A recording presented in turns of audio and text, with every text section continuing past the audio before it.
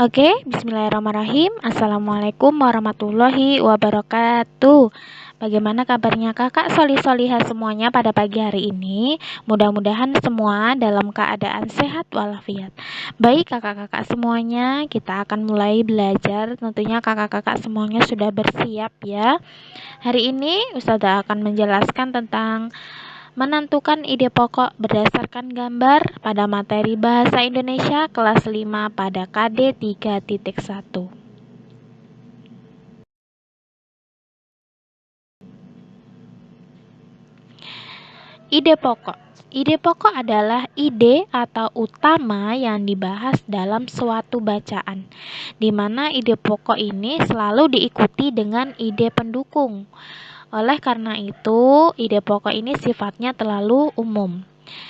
Ide pendukung adalah uraian atau tambahan informasi untuk gagasan pokok, di mana ide pokok ini disajikan dalam kalimat utama, sedangkan ide pendukung disajikan dalam kalimat pengembang. Apa ya yang perlu diperhatikan saat menentukan ide pokok berdasarkan gambar? Ada yang tahu kakak-kakak? Oke, kita bahas sama-sama ya.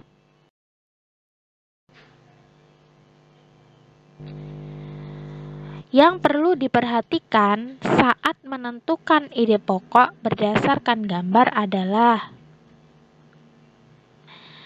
1. Mengamati dengan seksama, bercerita tentang apakah gambar tersebut. Yang kedua, mengumpulkan informasi yang terdapat pada gambar dengan kata tanya apa, di mana, kapan, siapa, mengapa, dan bagaimana. Itu adalah mengumpulkan informasi yang terdapat pada gambar. Kemudian yang ketiga, menuliskan informasi yang telah dikumpulkan dan kemudian menyusunnya menjadi sebuah kalimat yang memuat semua informasi penting dari gambar tersebut. Itu yang poin ketiga.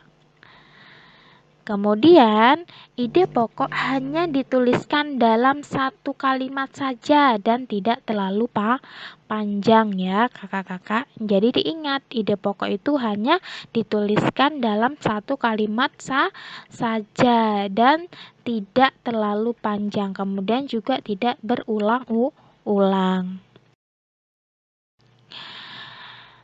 Kemudian, poin pembahasan yang kedua yaitu menuliskan ide pokok dari teks. Ada beberapa cara menentukan ide pokok secara sederhana, yaitu sebagai berikut. Kita lihat. 1. Baca seluruh paragraf dengan cermat. Yang kedua, cermati kalimat pertama hingga akhir. Jadi silahkan kakak membaca semua paragraf dengan teliti ya. Kemudian yang kedua, cermati kalimat pertama hingga akhir. Yang ketiga, baca kalimat demi kalimat sampai kakak menemukan ide pokok paragraf. Dalam suatu paragraf, ide pokok itu biasanya di awal, di akhir, atau di awal dan akhir paragraf. Jadi dalam ide pokok itu kakak-kakak biasanya dia terletak di awal, ada yang di akhir, ada yang di awal dan di akhir. Jadi seperti itu, ada yang di awal, ada yang di akhir, ada yang di awal dan di akhir. Kemudian yang keempat, tandai ide pokok setiap paragraf. Jadi setiap kakak sudah membaca silahkan ditandai. Yang kelima, tandai info penting dalam setiap paragraf. Ketika mendapatkan info yang penting silahkan kakak tandai. Selanjutnya, ide pokok adalah ide atau gagasan yang menjadi pokok pengembangan paragraf. Jadi ide pokok itu adalah ide yang menggambarkan dari cerita tersebut ya kakak-kakak, sehingga menjadi cerita atau menjadi pembahasan cerita. Jadi ide pokok itu adalah alurnya seperti itu ya kakak-kakak. Makanya nama lain ide pokok adalah gagasan utama. Ide pokok ini terdapat di kalimat utama dan setiap satu paragraf hanya ada satu ide pokok. Jadi dari semua bacaan itu hanya ada satu ide pokok ya kakak. Jadi ide pokok itu tidak berulang-ulang.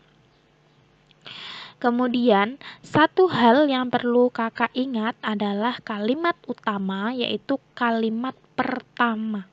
Jadi kalimat utama bisa ada di kalimat pertama, bisa pada kalimat terakhir, atau bahkan kalimat pertama dan terakhir. Jadi kakak-kakak silahkan diingat, ada di kalimat utama, ada di kalimat terakhir, ada di kalimat pertama dan di kalimat terakhir. Cara lain menentukan ide pokok. Yang pertama, mengambil kalimat utama. Nah, cara ini adalah kakak-kakak paling mudah dalam mencari ide pokok, di mana ide pokok ini bisa diambil langsung dari kalimat utama. Namun, ada juga beberapa kalimat utama yang tidak bisa dijadikan ide pokok. Jadi, kalimat utama ini bisa jadi suatu ide pokok. Nah, tetapi ide pokok ini belum tentu kalimat utama. Jadi, dari kalimat utama ini kakak-kakak belum tentu ya kalimat di awal kalimat itu adalah ide pokoknya, seperti itu ya kakak. Jadi harus sangat teliti ketika kakak membaca ide pokok. Kemudian yang kedua, membalik kalimat utama atau menyimpulkan kalimat utama. Jadi cara ini juga termasuk cara mudah ya, paling mudah dalam mencari ide pokok. Ketika kakak tinggal mencari kalimat utama kemudian menyimpulkannya menjadi ide pokok, atau bisa juga dengan cara membalikannya. Jadi dibalikannya tuh diputar atau dibalik seperti itu, yang kalimat utamanya di bawah dibalik di atas, yang kalimat utamanya di atas diganti di bawah, seperti itu. Itu adalah untuk membalik kalimat utama, dan setelah itu kakak bisa menyimpulkan mana ya kalimat utama itu. Kemudian yang ketiga, ada menyimpulkan isi paragraf. Apa ya menyimpulkan isi paragraf itu? Jadi menyimpulkan isi paragraf ini digunakan untuk menentukan ide pokok. Jika kita tidak bisa menyimpulkan dari kalimat utama ya. Jadi dari kalimat utama nih kakak nggak bisa menyimpulkan ya.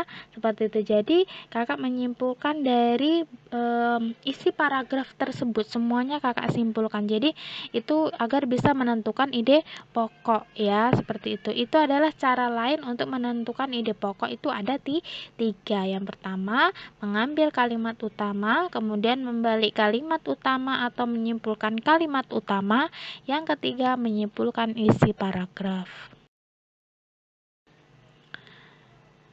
Oke, alhamdulillah kakak-kakak semuanya, ini adalah materi bahasa Indonesia sudah selesai. Semoga bermanfaat dan kakak-kakak semuanya bisa belajar di rumah dengan baik. Mudah-mudahan kakak semuanya selalu diberikan kesehatan. Wabillahi taufiq walhidayah. Assalamualaikum warahmatullahi wabarakatuh.